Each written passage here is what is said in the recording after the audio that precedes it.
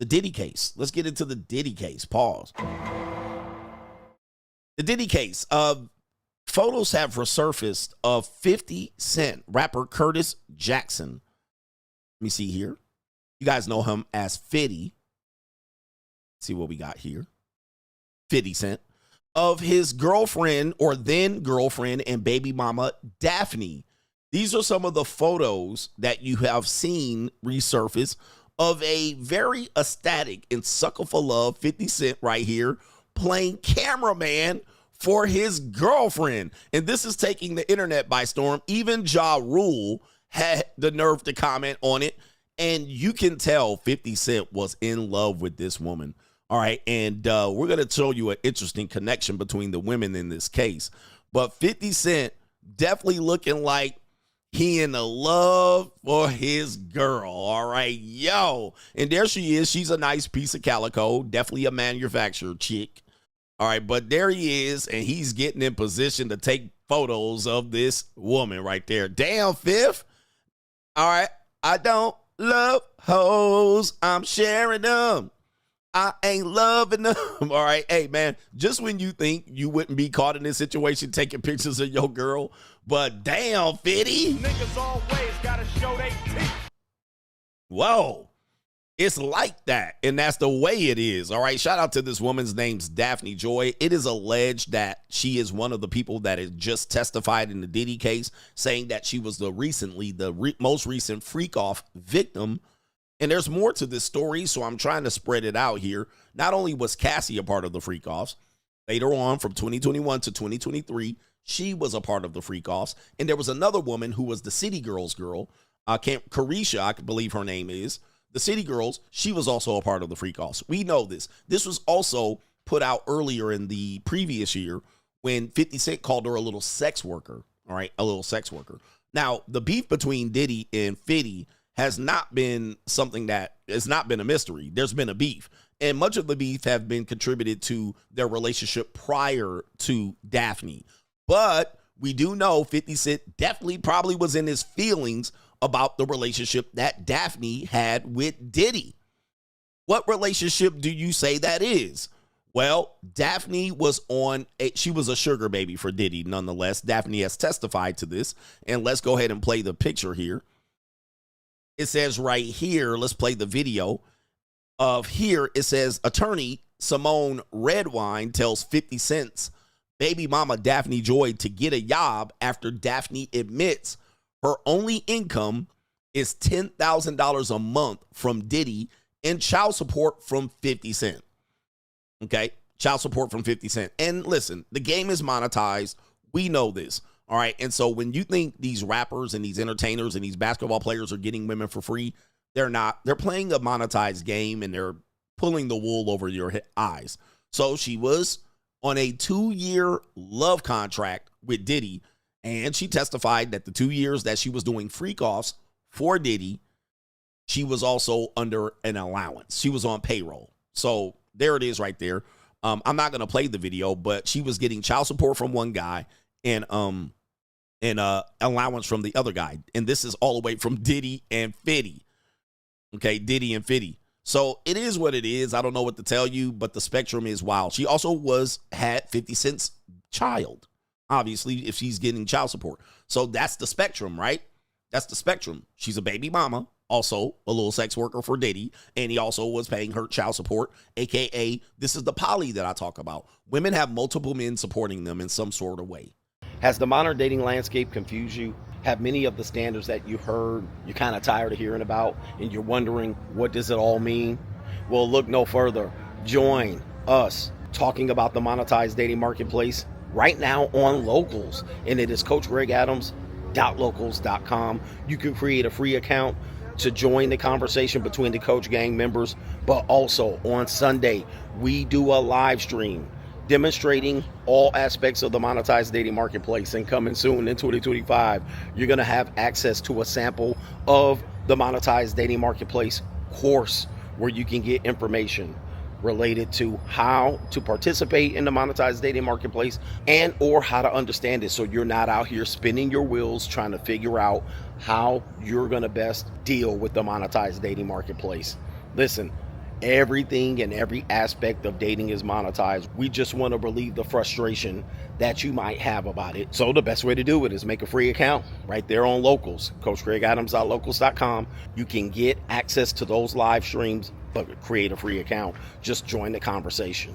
I am the only one covering this conversation from this point of view. And yes, I am ahead of my time. Get ahead of the information before you're priced out. Which is government daddy, corporate daddy, sugar daddy, daddy, all right, boyfriend daddy, husband. Okay, $10K a month. From Diddy, 10K a month. I don't know what the child support was from Curtis Jackson, 50 Cent. Now, there's even more to this story, because you would think that if a woman's willing to do this, that she would not get emotional. All right, she would not get emotional. But according to testimony, says right here, there's Diddy right there, and there's Diddy with the City Girls girl. Right here, this is Daphne, who is the $10,000 a month payroll girl. And it says right here, 50 Cent, baby mama Daphne Joy reveals that she was jealous of Young Miami because Diddy made her do freak offs.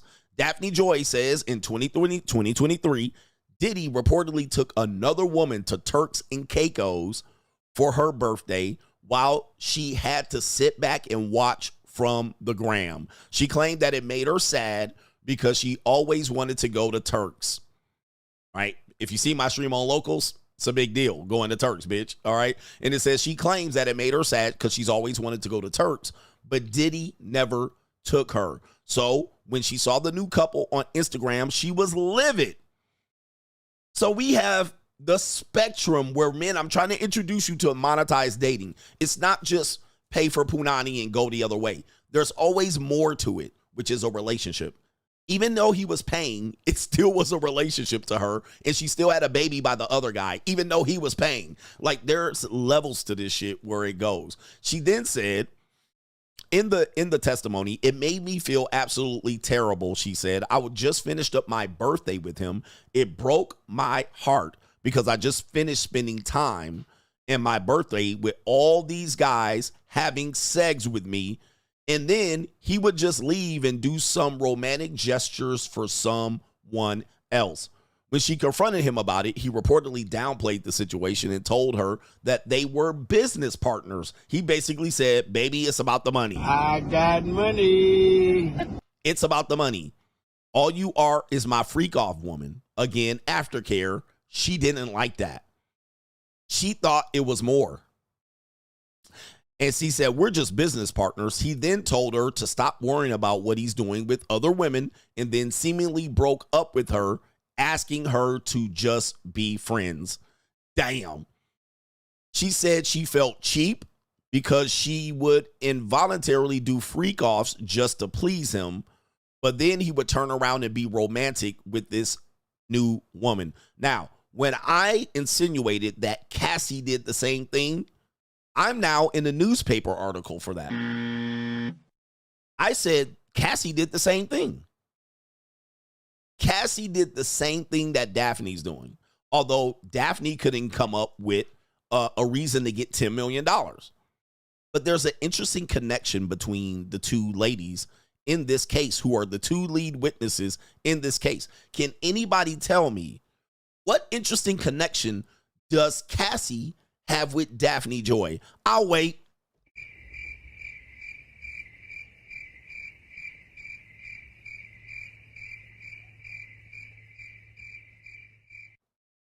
What's the connection between Cassie and Daphne Joy?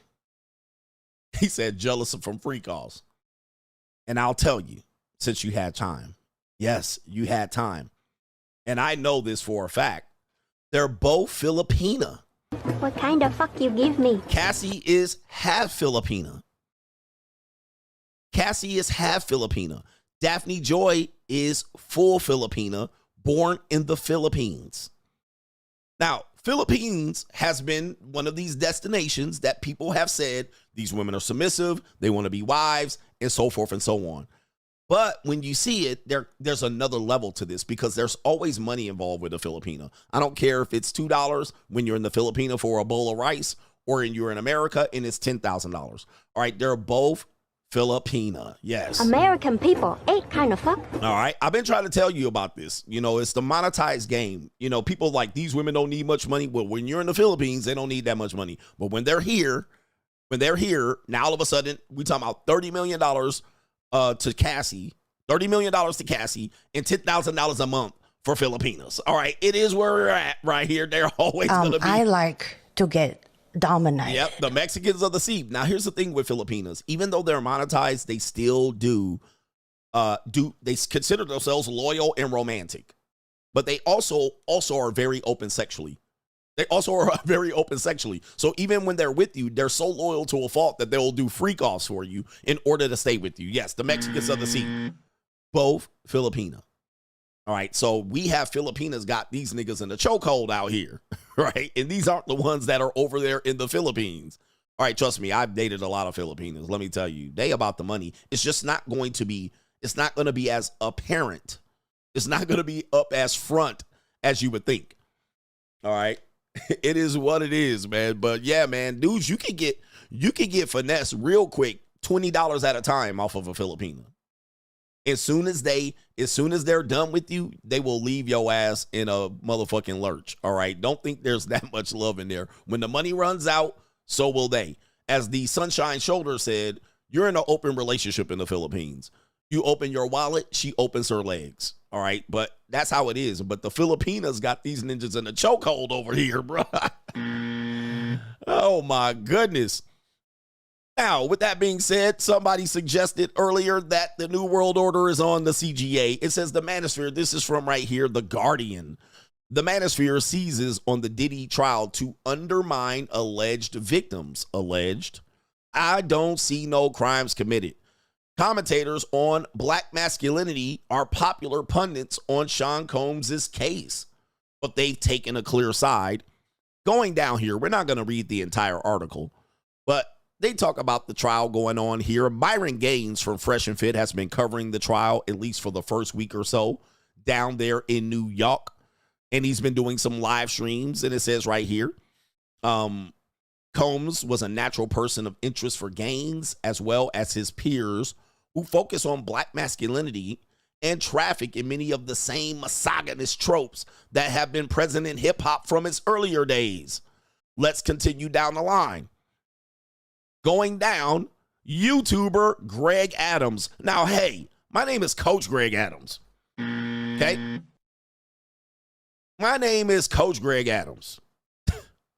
Let's start here with Boosie. Says, I don't see no crimes committed in this case. Tweeted Boosie Badass. He's a Southern rapper and Manosphere ambassador. Shout out to Boosie, and he watches the show. Okay? Hey, bro, come on now, dog. Come on, man. YouTuber Greg Adams, who discourages black men from settling in a committed relationship, pushed back against the prosecution's attempt to characterize Ventura as a naif. What the fuck is that? On his channel, Free Agent Lifestyle. There's no accountability on her part, he said. Everything is, my brain still ain't developed. He slipped me drugs. He tricked me. When it should have been, I was 21. Diddy was a damn near multi-billionaire, and I was upgrading. Holy mackerel. Hey, man, my name is Coach Greg Adams. Reference me as that. Rapper Cameron, a self-styled sports commentator, interviewed one of the male escorts who testified in the Diddy case. And it says right here, for an explicit recap on his sexual experiences with Ventura. They also identified DJ Academics in this article and so forth and so on. Hey, my name is Coach Greg Adams. All right. Yo, why you out here misrepresenting my name? But it is what it is. The fuck is a naif? Oh, naive. Oh, someone that is naive is a naif. Okay, got it. All right. Listen. All right. But I always feel like somebody's watching me and I get no privacy. Oh, I always feel like somebody's watching me. All right, here we go. I don't just discourage black men from getting in relationships. I discourage all men from getting into relationships. Yeah. I need to stay inside for my live streams this week. Ninjas, they out there skitty popping niggas on the strip.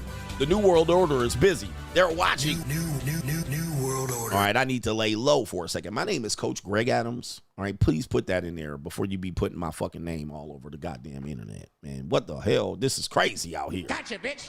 Well, they didn't misquote me at all. I don't think they gave me an accurate quote. Their quote is accurate. All right, they did characterize me very accurately. The only thing I take exception for is my name being Greg Adams and then black men settling in committed relationships. No, I discourage all men. All right, so get it right. But they did get my brainstem hasn't developed. All right, that is, yeah, I mean, you know. And put some respect on my name. That's Crime and Law CGA. We got a great little thing coming up here. Agree or disagree. We're going to do Rachel Riz as the caption, but we're going to do, he said, lay low as a mouse. One time staked out all in front of my house. I need to watch out, man. These ninjas out here got me marked. New world order. They got me marked.